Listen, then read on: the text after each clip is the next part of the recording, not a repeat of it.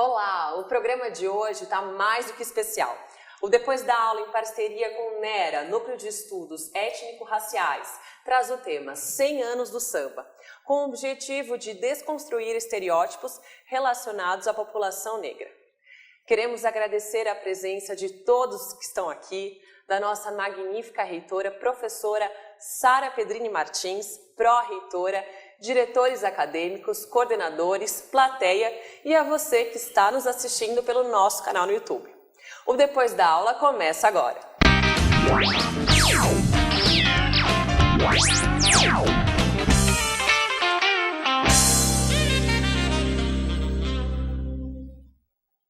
Para entender um pouco mais da origem do samba, a gente vai conversar com a jornalista e radialista Cláudia Alexandre, que é egressa dos cursos da FIAM.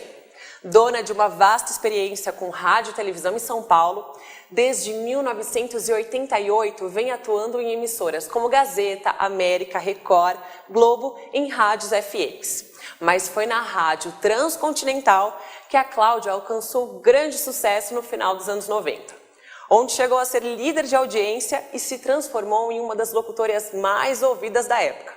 Atualmente, ela é apresentadora do programa Papo de Bamba, uma produção independente criada em 2012. Cláudia, muito obrigada pela sua presença. Eu que agradeço.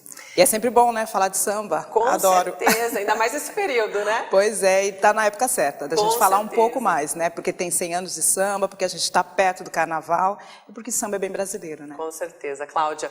E os nossos convidados de hoje, do meu lado direito, a Fernanda Morelli e a Letícia Gonçalves, que são do curso de Rádio e TV, e do meu lado esquerdo, a Caroline Queiroz e o Felipe Madeira, que são do curso de jornalismo. Bom, vamos começar com as nossas perguntas. Conta pra gente um pouquinho da sua relação com o samba. Samba. Bom, assim, o samba tá na veia, né? Nasceu em casa. Eu venho de uma família muito festiva, né? Eu acho que uma característica das famílias negras é o samba fazer parte.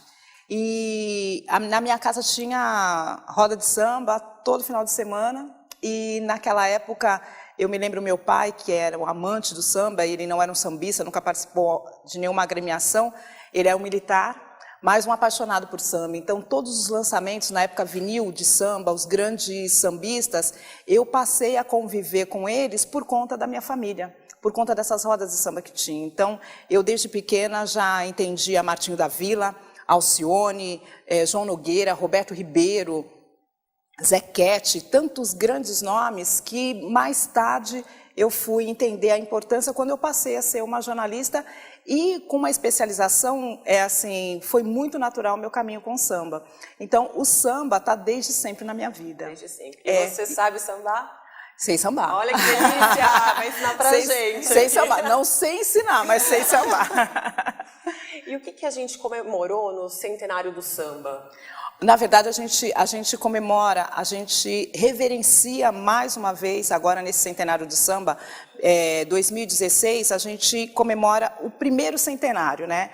Porque há uma confusão sobre a história do samba. Então, o que a gente comemora nesse 2016? A gente comemora os 100 anos do primeiro samba que foi registrado. O que não significa, logicamente, que foi o primeiro samba composto no Brasil. Mas o Donga, que foi o compositor que chamou para si, né, a composição do primeiro samba registrado no Brasil, ele foi e registrou em 1916. E depois, em 1917, esse samba é gravado, né? Ele vai para o disco, vai para a indústria fonográfica e se torna a grande música do Carnaval de 1917. Então, agora em 2016, a gente comemora o centenário do primeiro samba registrado, que foi pelo telefone, do Donga, em parceria com Mário Almeida, que era um jornalista da época. E agora, em 2017, a gente está comemorando o primeiro samba gravado em disco. Então é isso que a gente está comemorando, nesse centenário do samba. Quantos anos desse primeiro samba? 100 anos. 100 anos do registro, que foi em 2016, e 100 anos agora do primeiro samba gravado. E, por coincidência, foram o mesmo samba. Então, o primeiro registrado foi pelo telefone, que foi amplamente gravado por vários sambistas.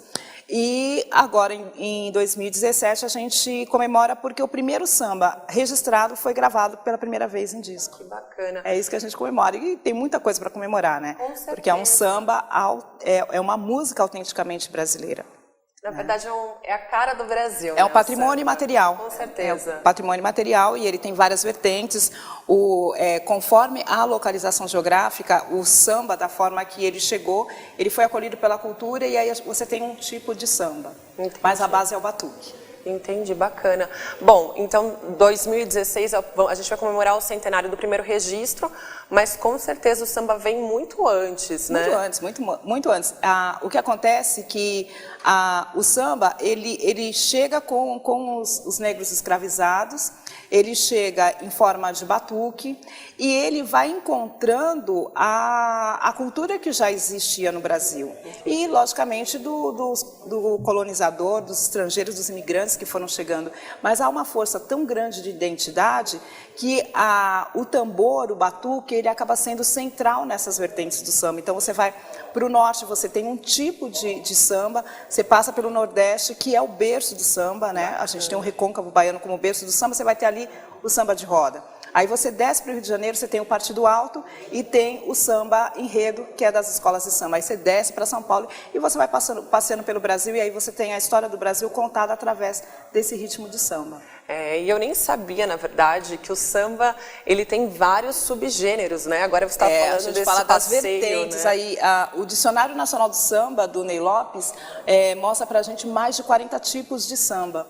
Então, a gente tem o samba enredo, que é mais famoso por conta da televisão, por conta do carnaval, mas a gente tem o samba exaltação, samba canção, samba jazz, samba rock, a gente tem samba de quadra, samba jongo, gente, samba de partido alto, a gente tem muito samba, tem o samba bossa nova. Você pode explicar um pouquinho a diferença desses sambas pra gente? Porque eu não conheço.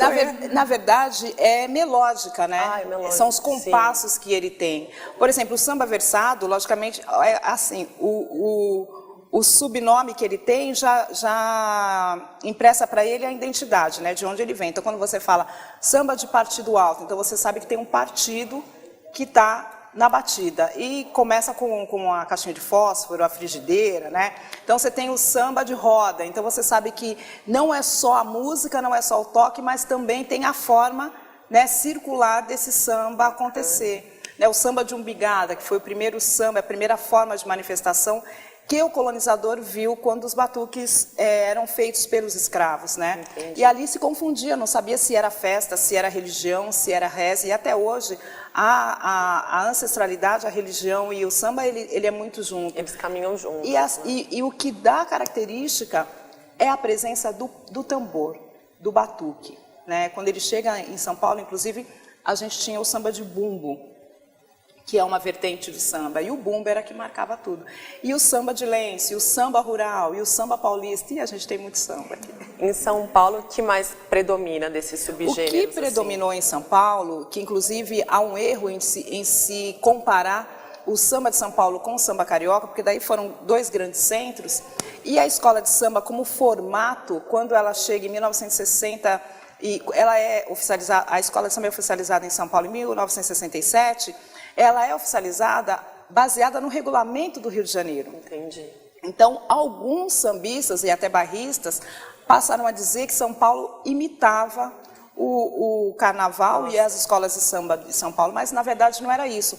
Precisou-se oficializar numa determinada época as escolas de samba, o desfile das escolas de samba em São Paulo, e até um radialista, Moraes Sarmento, que participa dessa estruturação da oficialização do samba, e alguns sambistas viajam para o Rio de Janeiro, porque no Rio de Janeiro já a gente teve a oficialização do sítio das escolas de samba em São Paulo em 1967, só que em 1930 Rio de Janeiro já estava oficializado. Entendi. Então era uma escola, era uma referência, e lá eles foram buscar o regulamento.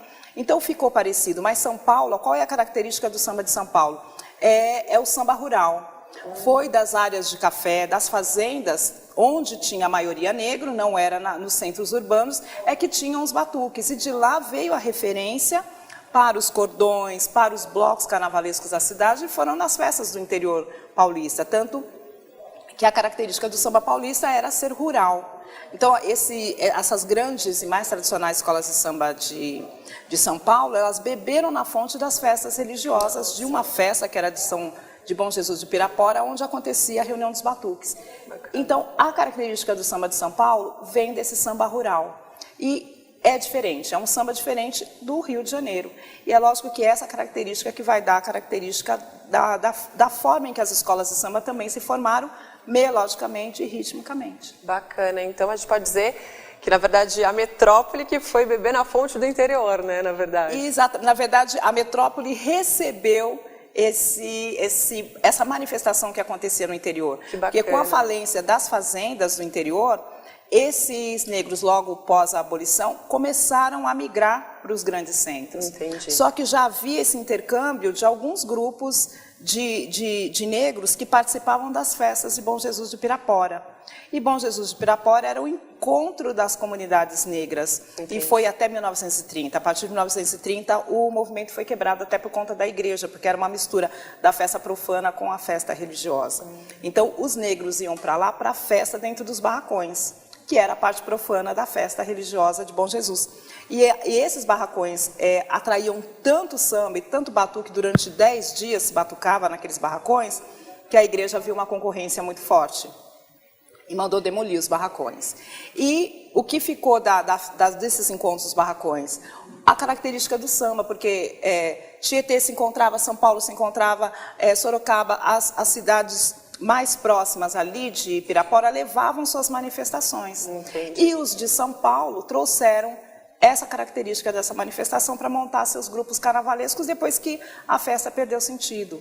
Então, o rural veio para o urbano. Engraçado, né? Diferente. É a história, né? Com e é uma certeza. cultura que, assim, infelizmente, não se ensina isso na escola, porque Sim. isso faz parte da história. Porque quando você vai estudar o samba, as escolas de samba, você vai falar sobre o que estava acontecendo na economia na época, o deslocamento, o êxodo rural, o êxodo de pessoas, como é que se formam as cidades, a população. Então, assim, política, como é que estava politicamente, porque, assim, no início, 1920, 1916... o samba, ele era proibido, né? Havia uma lei, a lei da vadiagem, que impedia batuques, manifestações, principalmente dos negros, aí vem a discussão das relações étnico-raciais e o próprio racismo, de impedir algumas manifestações negras nas ruas. Então, havia um importante processo político acontecendo, principalmente a partir das relações étnico-raciais, que é muito importante. E o samba também registra isso. Sim. E registra, inclusive, pelos sambas enredos, né? Então, assim, são histórias maravilhosas que os sambas antigos contaram para nós, mas que não é matéria nas escolas. E extremamente importante, né, na verdade, porque conta também a história do Brasil, né? Conta a nossa história, Com certeza. né? Conta a nossa Com história, certeza. e principalmente como as relações étnico-raciais se dão. Então, assim, Sim. o samba também consegue contar isso, e são 100 anos para contar, né? Com certeza. Letícia, você quer fazer alguma pergunta? Quero sim. Eu queria saber, porque assim, aqui em São Paulo, os movimentos de bloquinhos de rua não eram tão fortes. Nos últimos anos isso tem crescido muito e de uma maneira muito forte relacionada ao samba, mas também adicionando coisas novas, né, ritmos que não necessariamente pertencem ao samba, mas que eles fazem com que o samba abrace aquelas músicas também e possam ser tocadas nos blocos. E eu queria saber qual a sua perspectiva disso e por que isso tem acontecido tão forte e com gerações cada vez mais jovens, e por que agora, assim?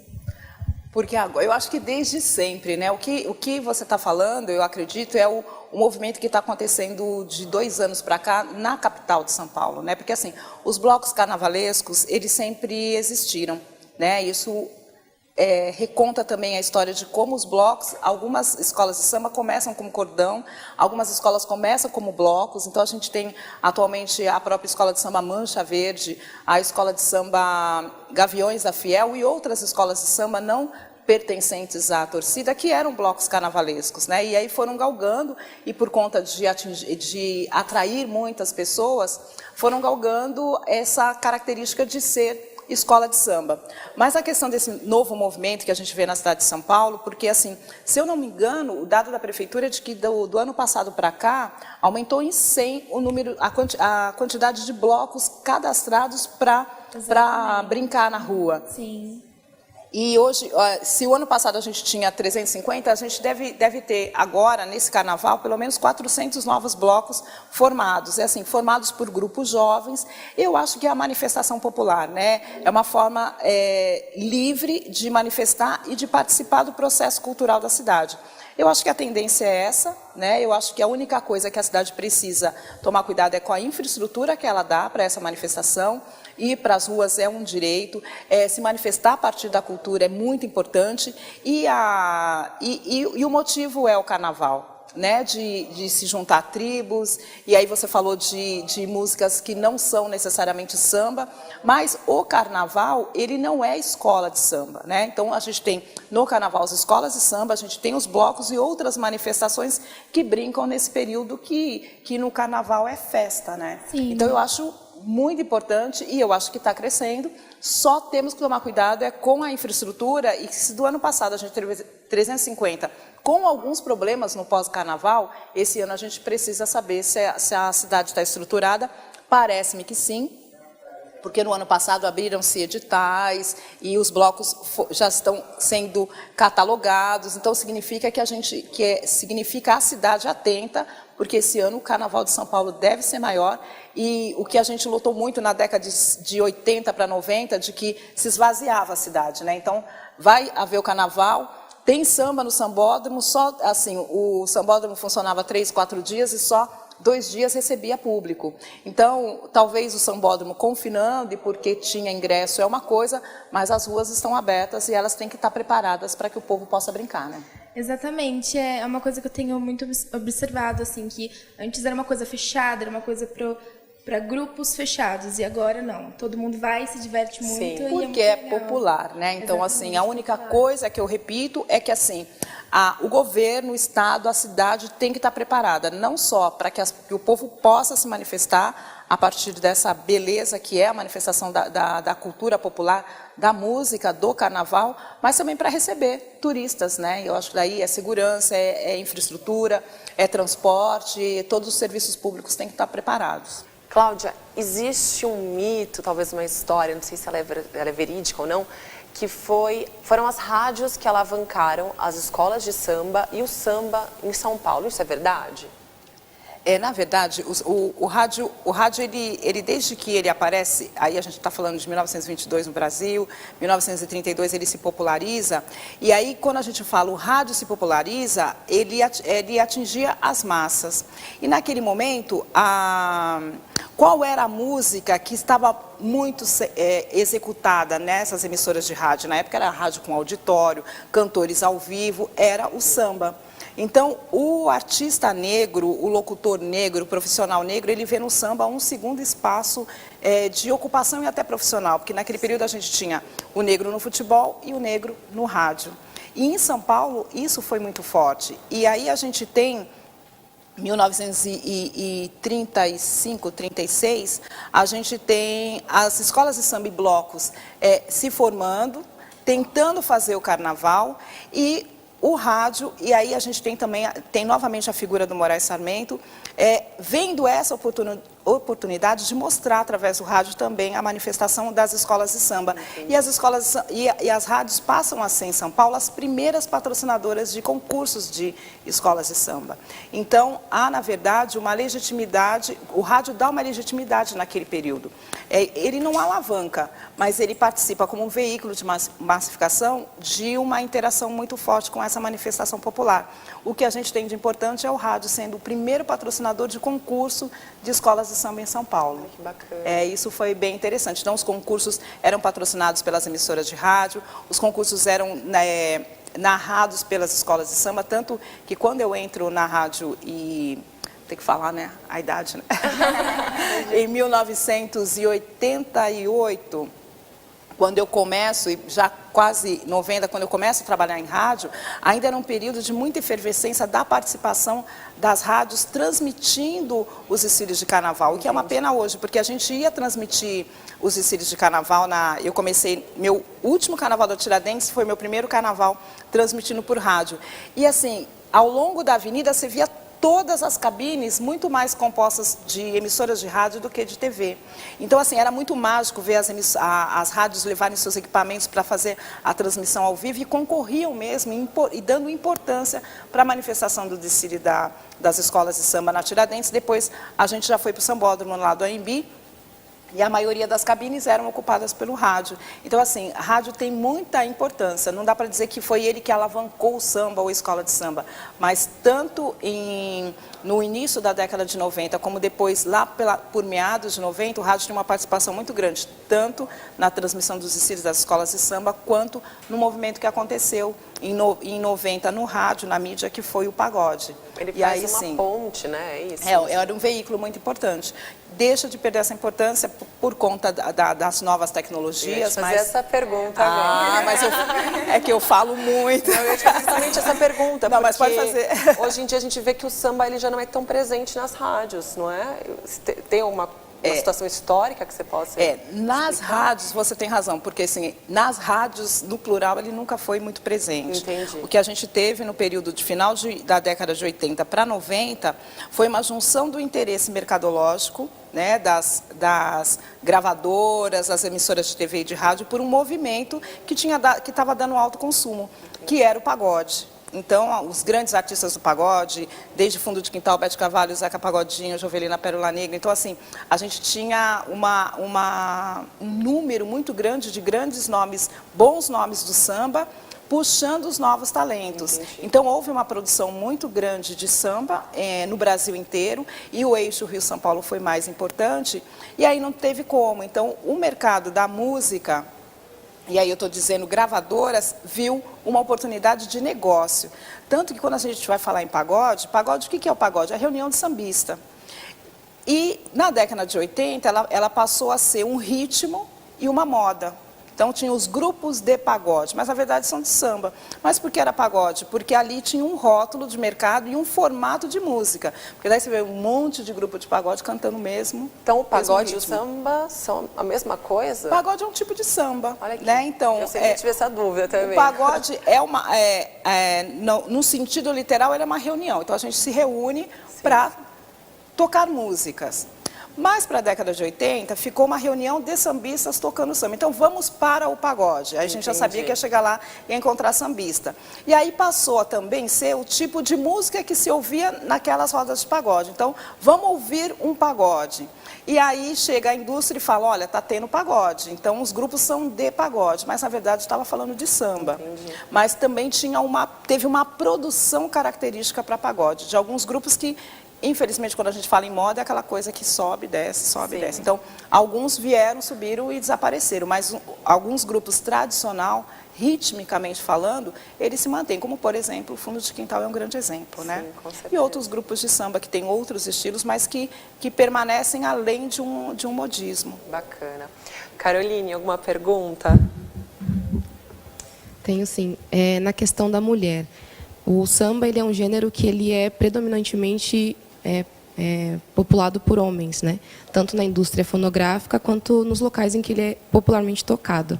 Eu queria que você falasse um pouco da importância da mulher negra dentro desse gênero e também da representatividade desta mulher no gênero do samba. Infelizmente, porque nós temos uma sociedade machista.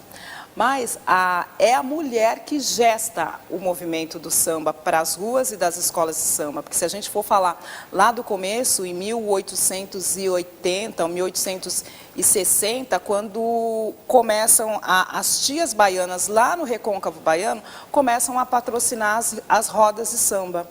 Depois Tia Seata, que foi uma baiana muito conhecida, porque ela vem para o Rio de Janeiro. Isso, aí eu estou falando em 1890, ela vem para o Rio de Janeiro, ela vem com outras Ialorixás, ela era uma Ialorixá, fugida daquela pressão, daquela opressão, da perseguição das religiões de matriz africana da Bahia e também em busca de novas oportunidades no Rio de Janeiro.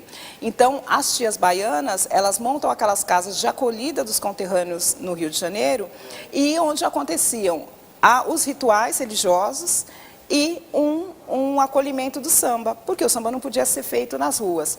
Nas casas também a polícia invadia e quebrava os instrumentos, mas a tia Seata conseguiu um privilégio de manter a casa dela, né, que era uma hospedaria, e que, além dos 14 filhos que ela teve, muita gente boa se reunia para os rituais que ela fazia, e no final do ritual tocava-se o samba.